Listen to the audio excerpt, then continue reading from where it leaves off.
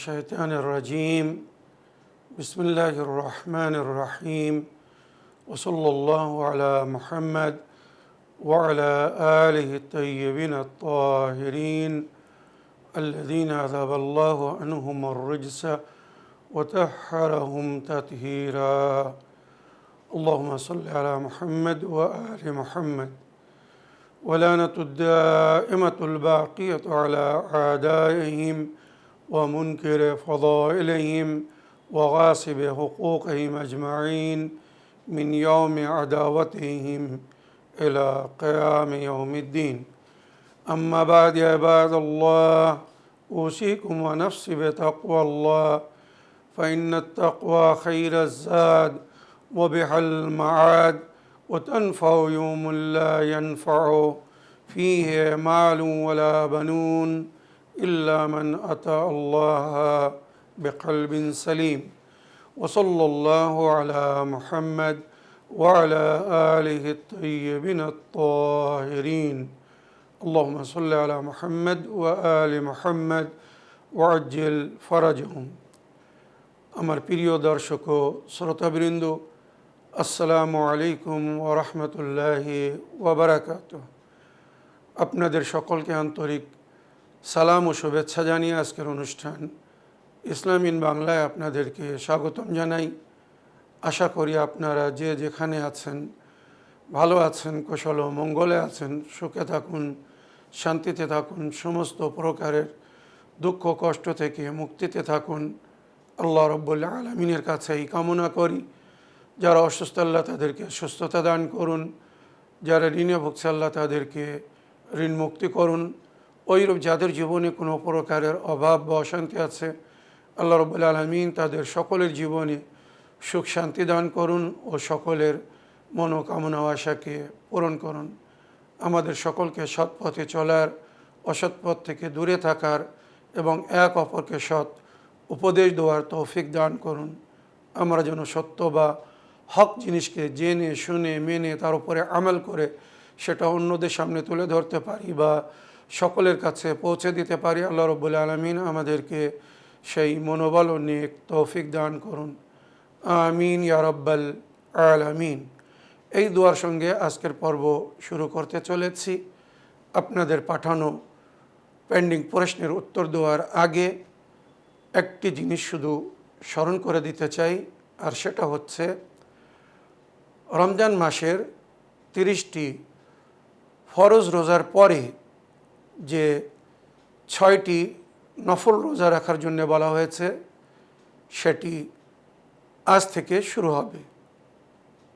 ঈদের 3 দিন পরে 4 শাওয়াল থেকে 9 শাওয়াল পর্যন্ত, 4 শাওয়াল, 5 শাওয়াল, 6 শাওয়াল, 7 শাওয়াল, 8 শাওয়াল, 9 শাওয়াল, এই 6টি রোজা রাখা সুন্নাতে মুআক্কাদা। রমজান মাসের 30টি ফরজ রোজা রাখার পরে কেউ যদি এই 6টি নফল রোজা রাখে আর এরপরে 4টি বিশেষ দিনে 4টি রোজা রাখার জন্যে বলা হয়েছে, ওই সমস্ত দিনে একদিনের রোজার সওয়াব 60 বছরের রোজার সমতুল্য। আর সেটা হচ্ছে প্রিয় নবী করিম সাল্লাল্লাহু আলাইহি সাল্লামের শুভ জন্মদিবসের রোজা 17ই রবিউল আউয়াল, যেদিন নবী করিম সাল্লাল্লাহু আলাইহি সাল্লাম প্রকাশ্যরূপে মবউস বা রিসালাত হয়েছিলেন। 27 রজব ইয়মে মাবাস আশ-শরীফ সাল্লাল্লাহু আলাইহি ওয়া আলিহি ওয়াসাল্লাম ওই দিনের রোজা। তারপরে 25 জিকাদা ইয়মে দাহুল আরদ, যেদিন সর্বপ্রথম এই জমিনের সৃষ্টি হয়, কাবা ঘরের নিচে আল্লাহ রাব্বুল আলামিন জমিন তৈরি করেন, ওই দিনের রোজা। আর তারপরে 18ই জিলহিজ্জা, যেদিন নবী করিম সাল্লাল্লাহু আলাইহি সাল্লাম আল্লাহর আদেশে গাদির খুমের ময়দানে হযরত আলী আলাইহিস সালামের ওলায়াতের ঘোষণা করেছিলেন, মুমিনিনদের মাওলা ও নিজের প্রতিনিধি বানিয়েছিলেন। কিয়ামত পর্যন্ত নবী করিম সাল্লাল্লাহু আলাইহি সাল্লামের দ্বীন ও শরিয়তের রক্ষার জন্যে মাওলা আলী আলাইহিস সালাম এবং ওনার মাসুম সন্তানদেরকে দায়িত্ব সমর্পণ করা হয়েছিল, ইমামতের দায়িত্ব দেওয়া হয়েছিল। তাই 18ই জিলহজ্জার রোজা, এই 4টি বিশেষ রোজা, আর আজ থেকে 9 শাওয়াল পর্যন্ত এই 6টি রোজা, 10টি রোজা, আর রমজান মাসের 30টি রোজা, এই 40টি রোজা যদি কোনো মুসলমান, কোনো মুমিন রাখে তো আল্লাহ রাব্বুল আলামিন তাকে সায়মুদ্দাহর গণ্য করবেন। নবী করিম সাল্লাল্লাহু আলাইহি সাল্লাম বলেছেন, বছরে যে 40টি রোজা রাখবে সে সায়মুদ্দাহর গণ্য হবে, অর্থাৎ সারা জীবন সে রোজা রেখে কাটিয়েছে। তো আশা করি আজ থেকে যে নফল রোজা শুরু হচ্ছে 6 দিন, এটা মিস করবেন না। বাকি রজব মাসের রোজা, শাবান মাসের রোজা, বা প্রতি মাসের 13, 14, 15 তারিখের রোজা, বা বছরের আরও অনেক রোজার উল্লেখ হয়েছে, ওগুলো যদি কেউ রাখতে পারে অতি উত্তম।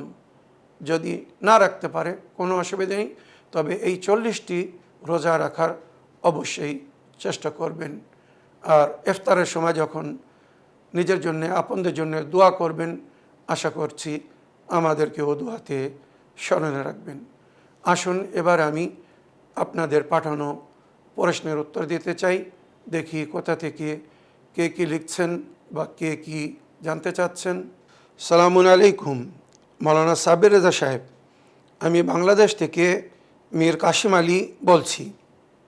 আমার প্রশ্ন হলো, কোরআন শরীফের মধ্যে কোথাও কি লেখা আছে যে ইহুদ ও নাসারাদের সাথে বন্ধুত্ব করা যাবে না? আর আমার দ্বিতীয় প্রশ্ন হলো, নবী করিম সাল্লাল্লাহু আলাইহি সাল্লাম নিজের বাণীতে বলেছেন, আমার উম্মতের ইহুদিদের সালাম করো না। এরা কারা যাদেরকে নবীজি নিজের উম্মতের ইহুদি বলেছেন? ওয়ালাইকুম আসসালাম ওয়া রাহমাতুল্লাহি ওয়া বারাকাতুহু। আমার প্রিয় ভাই মীর কাশেম আলী সাহেব, আপনার চিঠি লেখার জন্য আপনাকে অসংখ্য ধন্যবাদ জানাই। আপনি দুটো প্রশ্ন রেখেছেন। প্রথম প্রশ্ন, ইহুদ ও নাসারা এদের সঙ্গে বন্ধুত্ব করা যাবে কি না, কোরআন শরীফে এদের বিষয়ে কি উল্লেখ হয়েছে? আর আপনার দ্বিতীয় প্রশ্ন, নবী করিম সাল্লাল্লাহু আলাইহি সাল্লাম নিজের বাণীতে বলেছেন যে আমার উম্মতের ইহুদিদেরকে সালাম করো না। এরা কারা যাদেরকে নবীজি নিজের উম্মতের ইহুদি বলেছেন? তো আপনার প্রথম প্রশ্নের উত্তরে আমি সূরা মায়েদা আয়াত নম্বর 51 পড়তে চাচ্ছি। ভালো করে মন দিয়ে শুনবেন। আমি সমস্ত জিনিস সূত্র সমেত বলি। আপনার বাড়িতে যদি কোরআন থাকে আপনি তুলে দেখুন, নইলে মসজিদে গিয়ে দেখুন, কোরআন খুলে দেখুন এই যে আয়াত আমি পড়ছি কোরআনে আছে কি না। সমস্ত মুসলমানদের ছাপানো বা প্রিন্টেড কোরআনের মধ্যে যদি এই আয়াত থাকে তাহলে আমাদেরকে সতর্কতা অবলম্বন করতে হবে। আর এই আয়াত পড়ে শুনে বুঝে যদি কেউ এর উপরে আমাল না করে, তার মানে সে না আল্লাহকে মানে, না আল্লাহর কিতাবকে মানে, না নবীকে মেনেছে, না নবীর পায়গামকে গ্রহণ করেছে। সে মুসলমান না। যে আল্লাহ ও রসুলের কথা মানে না, কোরআনের কথা মানে না, সে মুসলমান হতে পারে না। এবারে আমার ভাই ভালো করে মন দিয়ে শুনুন, সূরা মায়েদা আয়াত নম্বর 51, ইয়া আইয়ুহাল্লাযীনা আমানু লা তাত্তাখিযুল ইয়াহুদা ওয়ান নাসারা আউলিয়া বা'দুহুম আউলিয়াউ বা'দিন ওয়া মান ইয়াতাওয়াল্লাহুম মিনকুম ফাইন্নাহু মিনহুম ইন্নাল্লাহা লা ইয়াহদিল কওমায যালিমিন। হে বিশ্বাসীগণ, যারা তোমরা আল্লাহ রসুল ও আল্লাহর কিতাবের ওপরে ঈমান এনেছো, আল্লাহকে মেনেছো, রসুলকে মেনেছো এবং কোরআনকে মেনেছো, তাদের জন্য বলা হচ্ছে ইয়া আইয়ুহাল্লাযীনা আমানু, হে বিশ্বাসীগণ, লা তাত্তাখিযুল ইয়াহুদা ওয়ান নাসারা আউলিয়া, ইহুদিদেরকে এবং খ্রিস্টানদেরকে, ইহুদ ও নাসারাদেরকে বন্ধু বানিও না। প্রকাশ্য আইনার মতো আল্লাহ দেখিয়েছেন, বলেছেন লা তাত্তাখিযুল ইয়াহুদা ওয়ান নাসারা আউলিয়া, এদেরকে বন্ধু বানিও না। কেন? বা'দুহুম আউলিয়া বা'দ, এরা এক অপরের বন্ধু। ইহুদিরা এবং খ্রিস্টানিরা এক অপরের বন্ধু, যেখানে এদের মধ্যে বড় একটি আদি দুশমনী বা শত্রুতা হওয়ার প্রয়োজন ছিল। কেননা ইহুদিরা খ্রিস্টানদের প্রিয় নবী হজরত ঈসা আলাইহিস সালামকে মারার ষড়যন্ত্র করেছিল, বা তাদের বিশ্বাস হিসেবে তারা জনাবে ঈসা নবীকে ক্রুদণ্ড দিয়েছিল। হাতে পায়ে মাথায় বা কপালে পেরেক পুঁতে, ওই যে কাঠে আপনারা দেখেছেন যিশুকে পেরেক মেরে রাখা হয়েছে, এত কঠোর মৃত্যুদণ্ড দেওয়া হয়েছিল। তাদের বিশ্বাস হিসেবে তারা ঈসা নবীকে এই সাজা দিয়েছে। কারা? ইহুদিরা। তো যারা খ্রিস্টানদের নবীকে এই সাজা দিয়েছে, তারা আপোষে এক অপরের বন্ধু হতে পারে না। তারপরও তাদের মধ্যে বন্ধুত্ব। তাহলে এবারে বুঝে দেখুন যে খ্রিস্টানরা নিজের নবীকে কত মানে, কত ভালোবাসে, যে নবীকে তাদের বিশ্বাস হিসেবে ক্রুদণ্ড দেওয়া হয়েছে, মৃত্যুদণ্ড দেওয়া হয়েছে, তাদের সঙ্গে বন্ধুত্ব করছে, তাদের সাথ দিচ্ছে। ওই খ্রিস্টানেরা ইহুদিদের বাঁচানোর চেষ্টা করছে। তার মানে এরা উভয় পক্ষ নিজেদের দিন, ঈমান সব কিছু হারিয়ে দুনিয়ার স্বার্থে এরা এক হয়ে লড়াই করছে। অন্যায়ের বিরুদ্ধে না, ন্যায়ের বিরুদ্ধে, শান্তির জন্যে না, অশান্তি সৃষ্টি করছে। পিওর খাঁটি মমিন বা সত্য মুসলমানদের সঙ্গে এরা লড়াই করছে। কেননা কোরআনে আগে আমি আয়াত শোনাবো, মুসলমানদের বা ইসলামের চরম শত্রু হচ্ছে এরা। কিন্তু উম্মতে মুসলিমার ইহুদিরা, এখন নবীর বাণীও আপনাদেরকে শোনাবো যে নিজের উম্মতের ইহুদি কাদেরকে বলেছেন। এই ইহুদিরা ওই ইহুদিদের সাথ দিচ্ছে, এই মুনাফিকরা ওই নিষ্ঠুর জালিমদের সাথ দিচ্ছে। যেখানে কোরআন বলছে খবরদার তোমরা যদি মমিন হয়ে থাকো তো ইহুদ নাসারাদেরকে নিজের বন্ধু বা অভিভাবক বানিও না। কিন্তু আজ মুসলমানদের দিকে চেয়ে দেখুন, বিশেষ করে আরব দেশের দিকে চেয়ে দেখুন, এরা আল্লাহর প্রতি ততটা বিশ্বাস রাখে না, আল্লাহকে নিজের অভিভাবক মানে না, যেভাবে তারা ইহুদ নাসারাদেরকে নিজের অভিভাবক বানিয়ে রেখেছে, বা যে বিশ্বাস তারা এই ইহুদ নাসারদের উপরে রেখে আছে। বা'দুহুম আউলিয়া বা'দ, এরা এক অপরের বন্ধু, ইহুদিরা খ্রিস্টানরা এক অপরের বন্ধু। এবারে কোরআন কি বলছে, আল্লাহ কি বলছে, ভালো করে মন দিয়ে শুনুন। ওয়ামান ইয়াতাওয়াল্লাহুম মিনকুম, তোমাদের মধ্যে যারা এদেরকে ভালোবাসবে, এদের সঙ্গে বন্ধুত্ব করবে। মুসলমান যদি কেউ ইহুদি বা খ্রিস্টানের সঙ্গে বন্ধুত্ব করে, ফাইন্নাহু মিনহুম, সে তাদের অন্তর্ভুক্ত হবে, অর্থাৎ সেও ইহুদি বা খ্রিস্টান গণ্য হবে। স্বয়ং আল্লাহ বলছেন, কোরআন বলছে, যদি কেউ ইহুদ ও নাসারাদেরকে ভালোবাসে তো সে তাদের অন্তর্ভুক্ত হবে, সে আর মুসলমান থাকবে না। ওয়ামান ইয়াতাওয়াল্লাহুম মিনকুম, তোমাদের মধ্যে যে কেউ ইহুদ ও নাসারাদেরকে ভালোবাসবে, ফাইন্নাহু মিনহুম, সে তাদের অন্তর্ভুক্ত হবে। ইন্নাল্লাহা লা ইয়াহদিল কওমাজ জালিমিন, আর খোদা জালেমদের কখনো হেদায়েত করে না। এই জালিমরা এরা কখনো হেদায়েত পাবে না।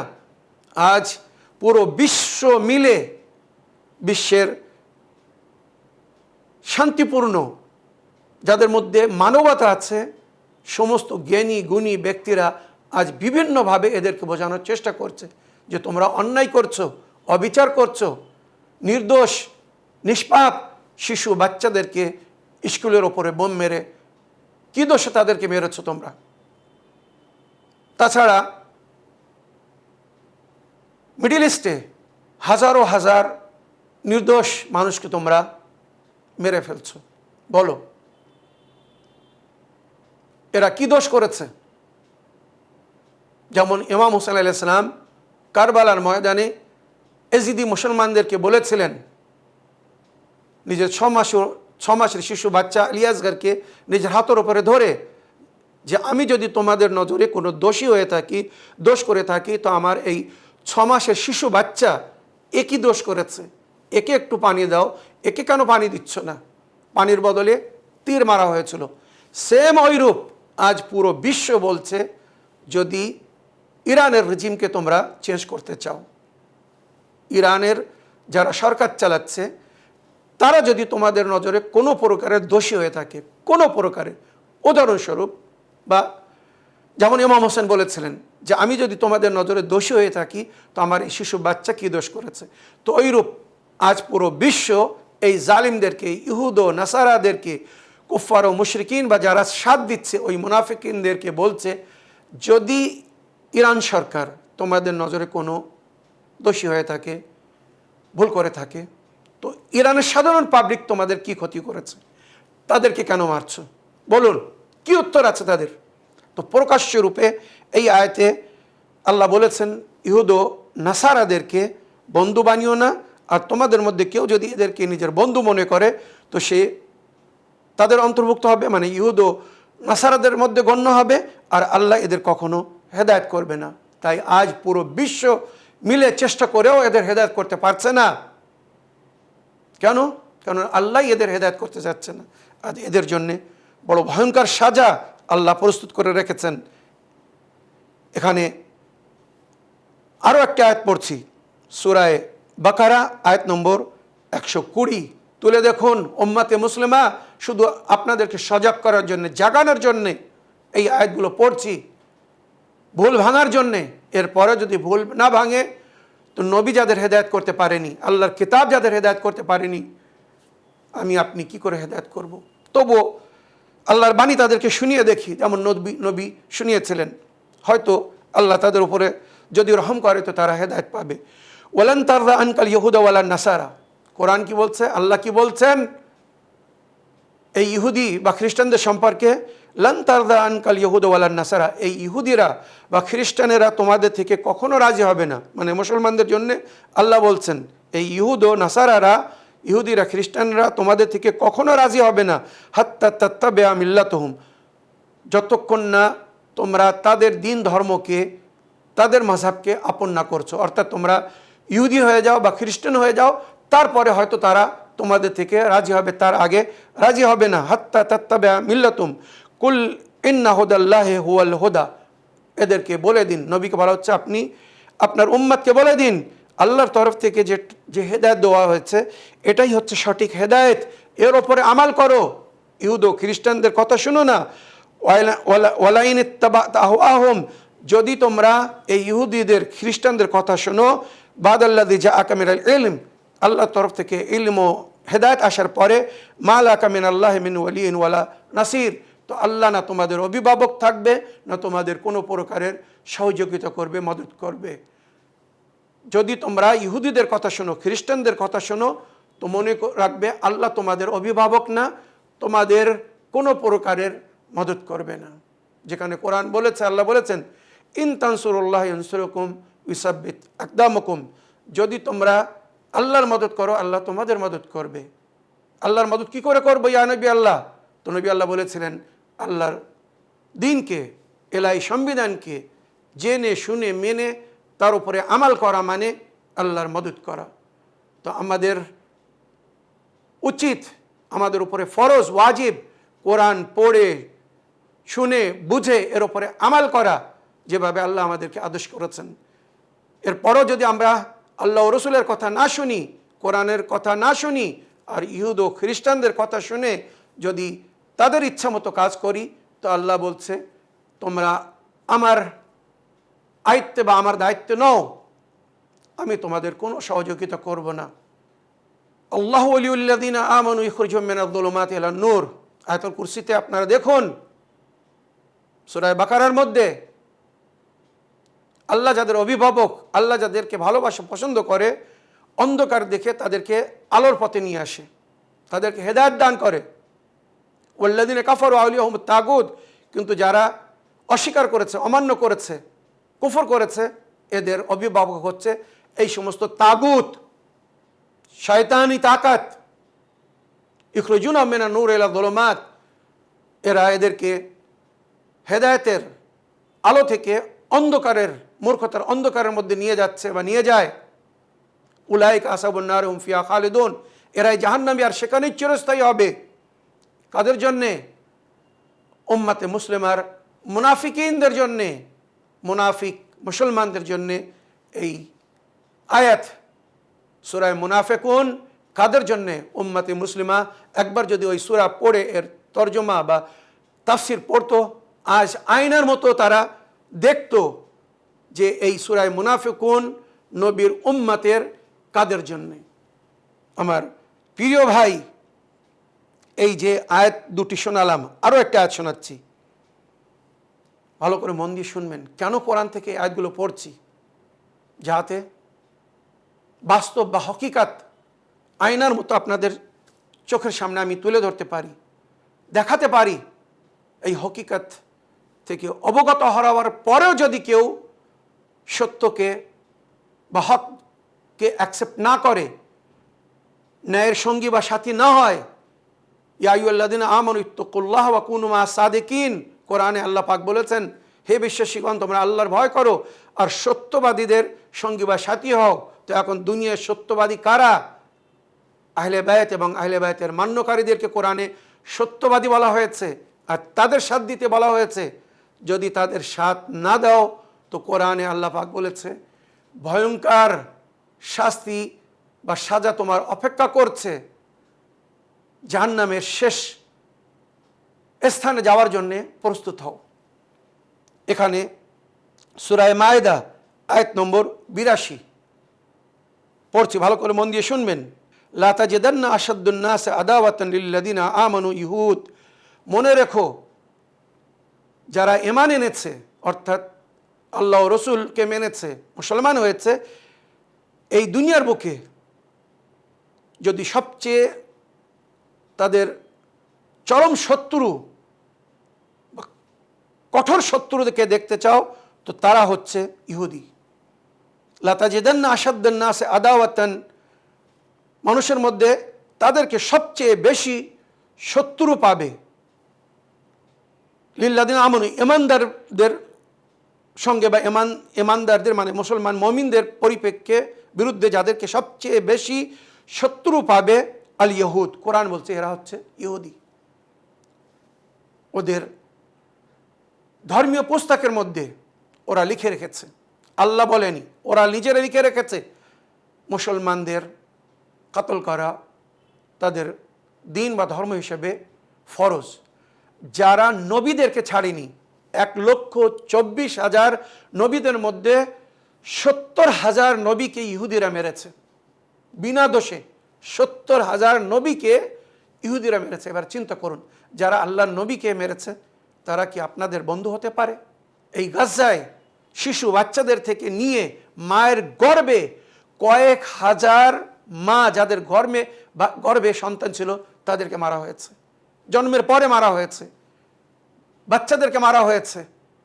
এমন এমন বাচ্চা ক্ষুধায় পিপাসায় মারা গেছে বা বোমের আক্রমণে আহত হয়ে মারা গেছে, যারা দুই হাত তুলে আল্লাহর কাছে নালিশ করছিল, ফরিয়াদ করছিল যে আল্লাহর কাছে গিয়ে আমি নালিশ করব যে আমাদের উপরে জুলুম হচ্ছিল আর মুসলমানেরা কেউ আমাদের সাথ দিচ্ছিল না, শুধু একমাত্র আহলে বায়তের চাহনেওয়ালারা, মমিনরা, শিয়ারা আমাদের সঙ্গে ছিল, আর বাকি মুসলমানেরা সব দেখছিল আমাদের উপরে জুলুম হচ্ছিল। আল্লাহর কাছে যে নালিশ করব, আমি এই ক্ষুধায় পিপাসায় দুনিয়া থেকে যাচ্ছি, জান্নাতে যেয়ে আল্লাহর কাছে আহার নেব। চিন্তা করুন, এই বেদনা, এই কষ্টের সঙ্গে তারা এই দুনিয়া থেকে গেছে। তাদের লাগবে না। যারা রমজান মাসে পুরো পুরো উট খাচ্ছে ইফতারের সময়, আর যেখানে তাদের ভাইরা বোনেরা ঘাস, রুটি আর ঘাস খেয়ে তারা রোজা খুলেছে। দেখুন একবার, ভিডিও সব আছে। আল্লাহর কাছে বিচার হবে, সময় আসবে, মানবে বা মানতে হবে এদের। লাতাজিদান্না আশাদ্দুন নাস আদাওয়াতান লিল্লাযিনা আমানু ইহুদ ওয়াল্লাযিনা আশরাকু, ইহুদিরা চরম শত্রু আর মুশরিকরা হচ্ছে চরম শত্রু মুসলমানদের। মুশরিক কারা? যারা আল্লাহ ছাড়া অন্যর উপাসনা বা ইবাদত করে। বুঝে নিন এবারে। ওয়ালা তাজিদান্না আকরাবাহুম মাওয়াদ্দাতান। এখানে সময় শেষ হয়ে যাচ্ছে বলে আমি আর পুরো আয়াতটা পড়ছি না, শুধু এতটুকু বলবো, এই যে আমার প্রিয় ভাই, আপনার প্রশ্নের উত্তরে পুরো একটি এপিসোড আজ করলাম। তার কারণ হচ্ছে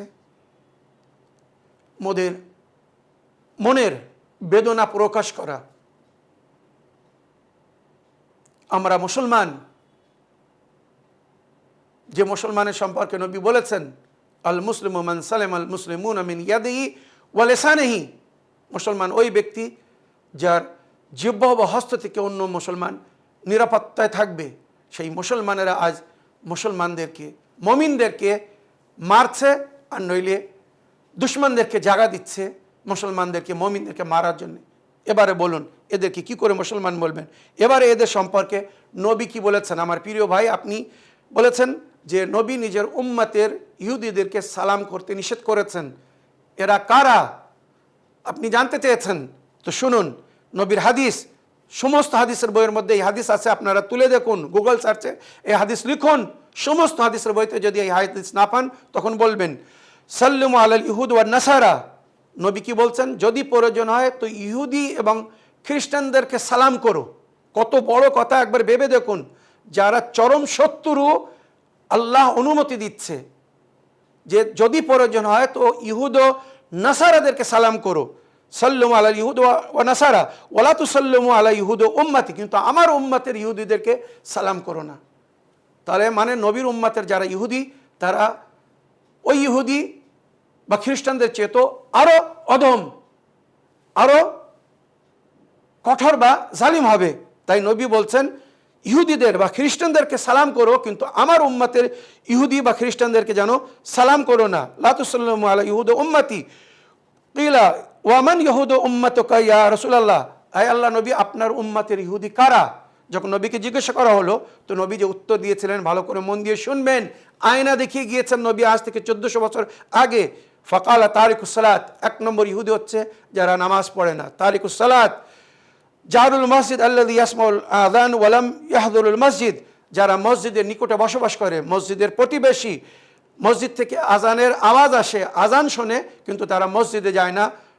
বিনা কারণে, বিনা কোনো অসুবিধায় যদি তারা মসজিদের আজান শুনে মসজিদে নামাজ পড়তে না যায় তো এরা নবীর উম্মতের ইহুদি।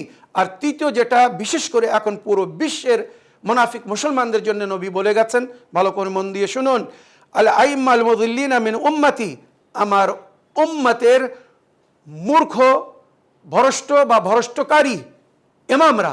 এরা কারা? আল্লাযিনা ইউদিল্লুনা আন-নাসা বিইসমি ওয়া সুন্নতি, যারা মানুষকে পথভ্রষ্ট করবে আমার নাম নিয়ে বা আমার সুন্নতের নাম নিয়ে, আমার সুন্নত, মিথ্যা সুন্নত প্রচার করবে। ওয়া ফাসসিরুনা কিতাবাল্লাহি আলা রায়হিম খিলাফুল ওয়াকি, আর আল্লাহর কিতাবের এরা ব্যাখ্যা করবে, তাফসির করবে বাস্তবের বিরুদ্ধে নিজেদের ইচ্ছা মতো। বলুন এগুলো এখন কারা করছে? কোন ইমামরা করছে? যাদের সম্পর্কে নবী বলেছেন আল আইম্মাল মুদিল্লিন, গুমরাহ করনেওয়ালা ইমাম। কোরআনে 2 ইমামের জিকির হয়েছে, জাআলনাহুম আইম্মাতান ইয়াহদুনা বিআমরিনা, তাদেরকে ইমাম বানিয়েছি যারা আমার হুকুমে আমার বান্দাদের হেদায়েত করবে বা করছে। এরা হচ্ছে হাকিকি ইমাম, 12 ইমাম। ওয়া আইম্মাতুল কুফর, দ্বিতীয় জায়গায় কোরআনে ইরশাদ হয়েছে যারা মানুষকে কুফরের দিকে, শিরকের দিকে বা আল্লাহর দ্বীনের, ইলাহি সংবিধানের বিরুদ্ধে আমন্ত্রণ জানাবে, উম্মতকে গুমরাহ করবে, পথভ্রষ্ট করবে। এরা হচ্ছে আইম্মাতুল মুদিল্লিন, যাদের জিকির কোরআন হাদিসের মধ্যে হয়েছে আইম্মাতুল মুদিল্লিন মিন উম্মতি। নবী বলছেন আমার উম্মতের গুমরাহ কোন ইমামরা যারা নিজেরা মূর্খ পথভ্রষ্ট এবং অন্যদেরকেও পথভ্রষ্ট করবে, আল্লাযীনা ইউযিল্লুনা আন-নাসা বিইসমি ওয়া সুন্নতি, যারা আমার নাম নিয়ে বা আমার সুন্নতের দোহাই দিয়ে মানুষকে পথভ্রষ্ট করেছে বা করছে বা করবে, ওই ফাসসিরুনা কিতাবাল্লাহি আলা রাইহিম খিলাফুল ওয়াকি, আর আল্লাহর কিতাবের তারা তাফসির করবে, ব্যাখ্যা করবে বাস্তবের বিরুদ্ধে নিজেদের ইচ্ছা মতো। এরা কারা? কারা আজ কোরআনের ভুল ব্যাখ্যা করছে, যার কারণে উম্মতে মুসলিমা আল্লাহ ও রসুলের পথকে ছেড়ে ইহুদ ও খ্রিস্টানদের পথের দিকে চলে যাচ্ছে? এই হকিকত, এই বাস্তব যদি উম্মত জানতো, মানতো, আজ তাদের এই দুর্দশা হতো না। এখনো সময় আছে। আমি শুধু সজাগ করার চেষ্টা করার জন্য আজকের এই পুরো এপিসোডটা এই জন্য করলাম, যাতে আমি উম্মতকে জাগাতে পারি, তাদের চোখ খুলতে পারি। এখনও তারা হকিকত বা বাস্তবকে দেখুক, এখনও ঈমান আনুক। কেননা কোরআন কিছু আরবদের সম্পর্কে বলছে, কালাতিল আরাবু আমান্না, আরবরা বলছে আমরা ঈমান এনেছি। আল্লাহ বলছে, আমার নবী বলে দিন, তোমরা শুধু নতশির হয়েছ মরার ভয়তে। ওয়ালাম্মা ইয়াদখুলুল ঈমান ফি কুলুবিহিম, ঈমান এখনো এদের অন্তরের মধ্যে প্রবেশ করেনি। সেই আরব এখনো বেঁচে আছে, সেই মুনাফিকরা এখনো বেঁচে আছে, যারা নিজেদেরকে মুসলমান বা মুমিন বলছে, কিন্তু ঈমান এদেরকে ছুঁয়নি, স্পর্শ করেনি, ঈমান এদের মধ্যে প্রবেশ করেনি। যদি ঈমান এদের মধ্যে প্রবেশ করত, তাহলে এরা কখনো আল্লাহর হুকুমের বিরুদ্ধে ইহুদ ও নাসারাদেরকে নিজেদের বন্ধু বা অলি আউলিয়া বা অভিভাবক বানাতো না। আশা করি আপনার প্রশ্নের উত্তর পেয়েছেন। এই বলে আমার আজকের বক্তব্য এখানে শেষ করলাম। ওয়া আখিরু দাওয়ানা আলহামদুলিল্লাহি রাব্বিল আলামিন। ওয়াসসালামু আলাইকুম ওয়া রাহমাতুল্লাহি ওয়া বারাকাতুহু।